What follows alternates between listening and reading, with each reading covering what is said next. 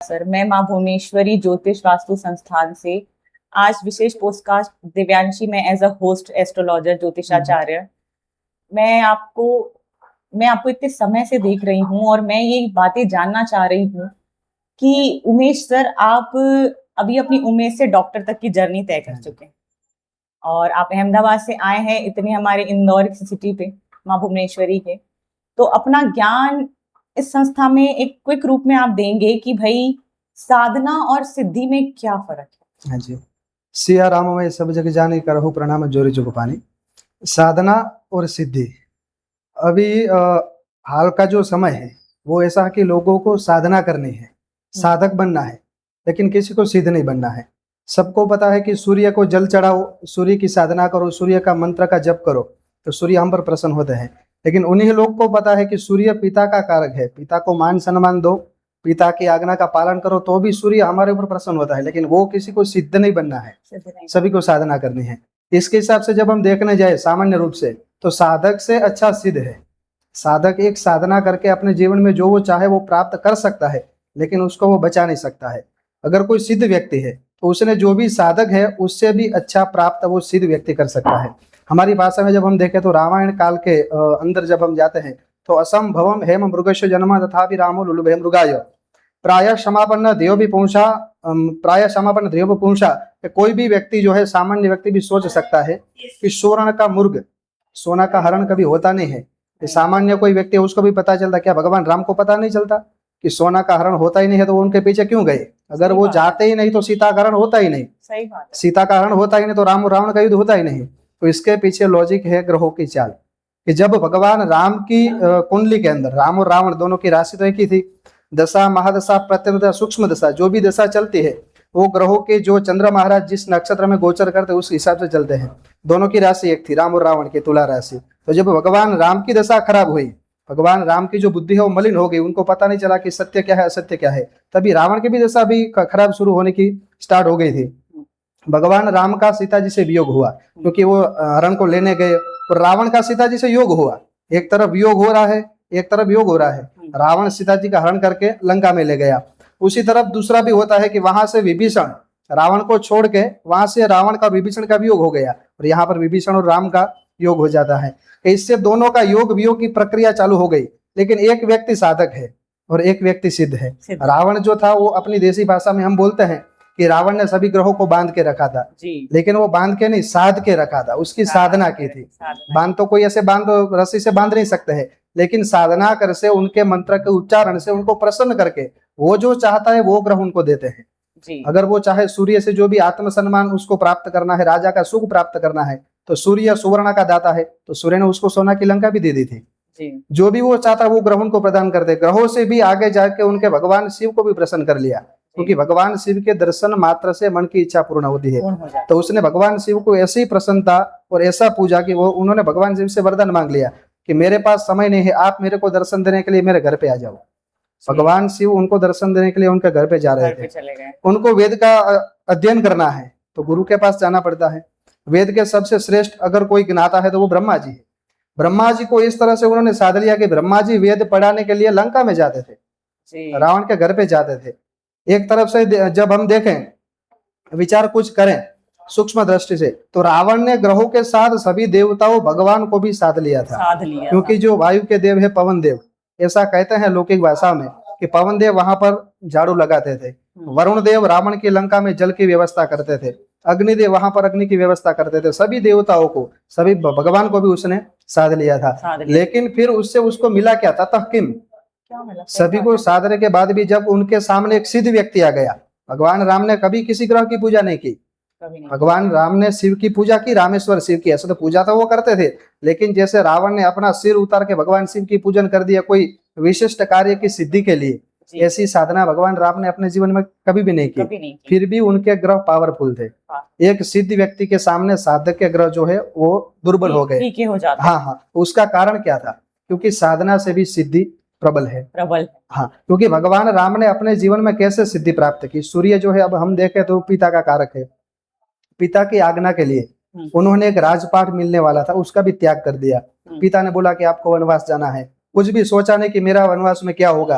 एक ही पिता के वचन के खातिर वो सब कुछ छोड़ सकता है। उसका सूर्य कभी दुर्बल नहीं होता दुर्बल है, नहीं होता। उसका सूर्य पावरफुल ही रहता है। चंद्र जो है वो माता का कारक है, चंद्र जो है वो माइंड का कारक है, विचारों का कारक है। तो भगवान राम के जो विचार थे वो पवित्र थे। और अपनी माता जिस कैकेयी ने वरदान लिया दशरथ जी से कि रावण को 14 साल का वनवास, उन भगवान राम की दृष्टि में कैकेयी और कौशल्या में कोई भी भेद नहीं था, क्योंकि वरदान तो कैकेयी ने मांगा था। फिर भी कुछ तो होता ना कि ऐसी माँ कि जिसने मेरा वनवास का वचन वरदान मांग लिया।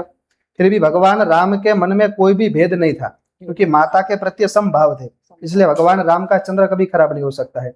मंगल जो है वो धरती का कारक है। जब भी ऐसी कथा है कि भगवान राम ने लंका के ऊपर विजय प्राप्त कर लिया, तभी लक्ष्मण जी कहते हैं कि अभी हम लंका में ही रहते हैं, इतनी अच्छी नगरी को छोड़ के हम कहाँ जाएंगे। तभी भगवान राम कहते हैं कि अपि सुवर्णमयी लंका नमे लक्ष्मण रोचते जननी जन्म भूमि से स्वर्गादि विगर्यसि। लंका चाहे कितनी भी अच्छी हो, सुवर्ण की हो, लेकिन मेरी जन्मभूमि से अच्छा कुछ नहीं है। कुछ भी नहीं। मंगल जो है वो भूमि का कारक है।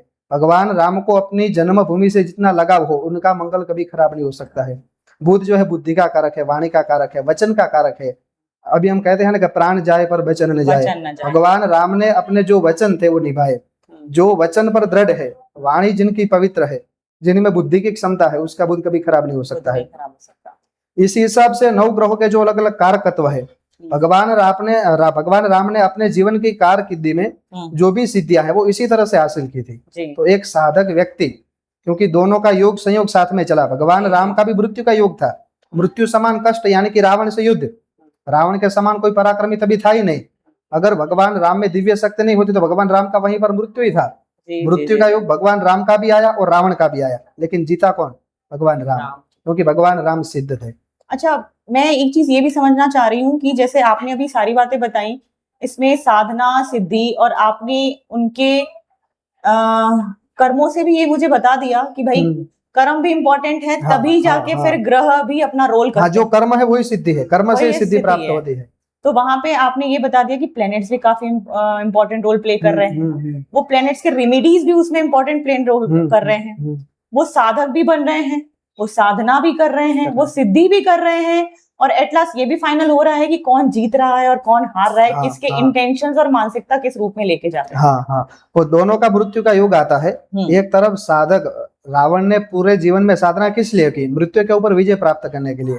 जो भी वहां पर वो जहां भी जाए युद्ध करता है उसको विजय प्राप्त करने के लिए। लेकिन जब उनके सामने एक सिद्ध व्यक्ति आता है, वो कितना भी पराक्रमी है, फिर भी राम के सामने वो टिक नहीं पाया, क्योंकि एक सिद्ध व्यक्ति जो है अपने जीवन में, जिसने ग्रहों के अधीन, क्योंकि ग्रह जो है, ग्रह राज्यम प्रयच्छन्ति ग्रह राज्यम भरन्ति च ग्रहेषु व्यापितम सर्वम त्रैलोक्यम सचराचरम। ग्रहों के अधीन सब कुछ चलता है, लेकिन हम जब अपने अधीन, सिद्धियों के अधीन चलते हैं, जो भी हमारे धर्मशास्त्र में बताया है कि गुरु की आज्ञा का पालन करें तो कभी हमारा गुरु जो है वो विकृत नहीं होता है। जो स्त्री का हम मान सम्मान करें, जो भी हमारे पास संपत्ति है उसका हम सदुपयोग करें तो शुक्र हमारा कभी दुर्बल नहीं होता है। तो भगवान राम ने अपने जीवन के अंदर एक एक ग्रह को वर्णित कर लिया था, जिससे रावण भी उनके सामने हार चुका। एक सबसे पराक्रमी व्यक्ति जो साधक था वो भी उनकी शरणागति में आ गया। यही कारण है एक साधक और सिद्धि में इसका फर्क है। अच्छा, और भी जैसे अभी के लोग ये जानना चाहेंगे कि कुंडली से वो क्या है कि एक इंसान के अंदर राम और रावण दोनों आज की डेट में राम और रावण दोनों, फिर भी वो कैसे समझ पाएगा कि मैं अपनी कुंडली से, या कोई थोड़ी बहुत प्लेनेट की पोजीशंस हो गई या कुछ प्लेनेट्स हो गए एक शॉर्ट ब्रीफ में, क्विक में, कि वो कैसे एक अच्छा, या तो वो साधना कर रहा है या तो साधक या सिद्ध पुरुष बन पाए, क्योंकि हैं तो दोनों उसके अंदर। अब वो यही बात पे कंफ्यूज होगा कि मैं साधना सही कर रहा हूँ या मैं सिद्ध पुरुष ही हूँ। तो क्या उसमें प्लैनेट्स थोड़ा बहुत हेल्प कर सकते हैं कि भाई कर्म तो है ही है प्ले रोल पे, पर फिर भी कुंडली चार्ट देख के कहीं कुछ ग्रह या कुछ ऐसे सूत्र जो इंसान को इस पे गाइड कर पाए? प्लैनेट जो है वो कोई हमको ग्रहों का जो प्लैनेट, जैसे गुरु है, सूर्य है, वो भी अपने हिसाब से फल नहीं देंगे। वो तो एक कुंडली में दिखाते हैं कि आपने ऐसा किया है तो आपको ऐसा मिलने वाला है।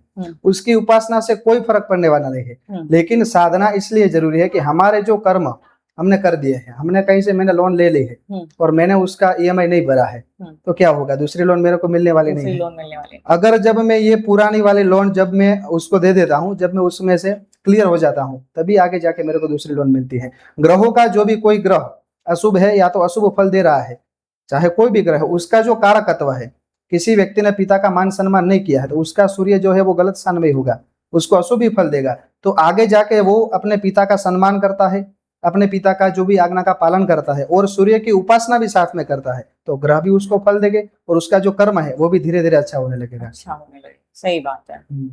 तो मैं फिर भी ये जानना चाहूंगी कि ये तो आपने साधना और सिद्धि की बात कर दी, फिर भी प्लेनेट से कोई अगर अपने इष्ट को पूजना चाहे तो वो कैसे कर सकता है? हाँ, कोई भी ग्रह जो है वो ऐसे सोचो कि कोई व्यक्ति का राजयोग होता है, किसी का मृत्यु का योग होता है, किसी का विदेश का योग होता है, वो कुंडली के अंदर वो जब उसका जन्म होता है तब स्थित हो जाता है कि इसको कौन से साल में कैसे योग इसके बन रहे हैं, हाँ, इसके अभ्यास के योग कैसे हैं, इसके विदेश जाने के योग, विदेश के लाभ से योग कैसे हैं, विवाह के योग कैसे हैं।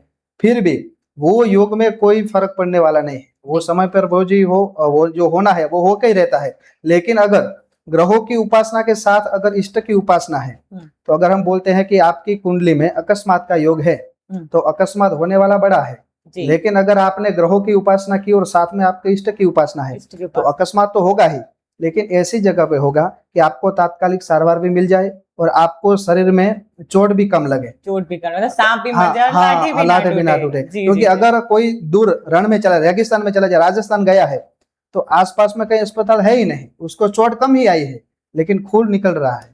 नहीं, अभी के टाइम पे लोगों के अंदर मिथ ये तो बैठ तो गया ही है कि भाई हम कुंडली दिखा रहे हैं, जब खुद ही पंडित ये कह रहा है या एस्ट्रोलॉजर कह रहा है जब घटित होना ही है तो हम इसके पास क्यों जाए। तो उसी को ही आप एक छोटे से क्विक में बताइए कि भाई कि अगर ये वो उपाय करते हैं या इस तरीके की वो चीजें करते हैं या ग्रहों के मंत्रों का जाप करते हैं या इष्ट की इस तरह से विधिवत पूजा करते हैं तो ऑफकोर्स उनके साथ वो चीज घटना हो रही है, लेकिन ऐसे घटित होगी कि जैसे मानो उन्हें पता ही नहीं चलेगा। एक कथा महाभारत के अंदर आती है जी कि जब महाभारत का युद्ध पूर्ण हो चुका है जी और उत्तरा के गर्भ में अंदर एक शिशु है जी, तो वो गर्भ के ऊपर अभिमन्यु जो पांडवों के गुरु थे द्रोणाचार्य, उनका पुत्र था, उसने अपने पिता का मृत्यु का जो उनको वैर था उनके सामने ब्रह्मास्त्र चलाया जो गर्भ में शिशु था उसके पर। वो गर्भ में शिशु उसका तो अभी जन्म भी नहीं हुआ है, उसकी तो कुंडली बनी भी नहीं है, उसके योग ऐसे कैसे हो गए, लेकिन उसका एक वहां पर स्थिति चौकस बन गई। एक ब्राह्मण के हाथ से चला हुआ तीर जब भी बालक गर्भ में है फिर भी उसको मारना चाहता है, जन्म से पहले वहां स्थित हो गया कि इस बालक की मृत्यु ब्राह्मण से ही होगी। सही बात। लेकिन जब उसने तीर चलाया तो उत्तरा ने भगवान कृष्ण को प्रार्थना की, कृष्ण अभी वहां से गए नहीं थे, कृष्ण अभी वहीं पर थे, तो उत्तरा ने जाके प्रार्थना की कि मेरे को कोई अस्त्र, मेरे को ऐसा लगता है कोई मेरे गर्भ को नाश करने वाला है। तभी भगवान कृष्ण ने गर्भ में जाके परीक्षित की रक्षा की, वो उनके इष्ट की उपासना थी, कृष्ण उनके इष्ट थे। लेकिन वहां पर ग्रह का जो प्रभाव है वो दूर नहीं होता है, क्योंकि परीक्षित का जन्म हुआ, परीक्षित राजा बने, फिर परीक्षित को एक श्राप मिलता है, परीक्षित वन में जाते हैं और फिर भी वहां अपने गुरु का अपराध करते हैं। गुरु जब ध्यान में बैठे हैं तो गुरु के गले में एक मरा हुआ सांप डाल देते हैं, फिर अपने राज्य में आ जाते हैं। और वो बात वो जो ब्राह्मण थे, सन्यासी थे, उनके पुत्रों को पता चला कि मेरे पिताजी का अपमान कोई राजा ने किया, तो वो पुत्र तभी कौशिकी नदी में स्नान कर रहा था, तो उसी ने वहां से हाथ में जल लेके श्राप दे दिया कि जिस राजा ने ऐसा कर्म किया उसका 7वें दिन तक्षक नाम का नाग आके उसको करड़ेगा और फिर उसकी मृत्यु हो जाएगी दंश से।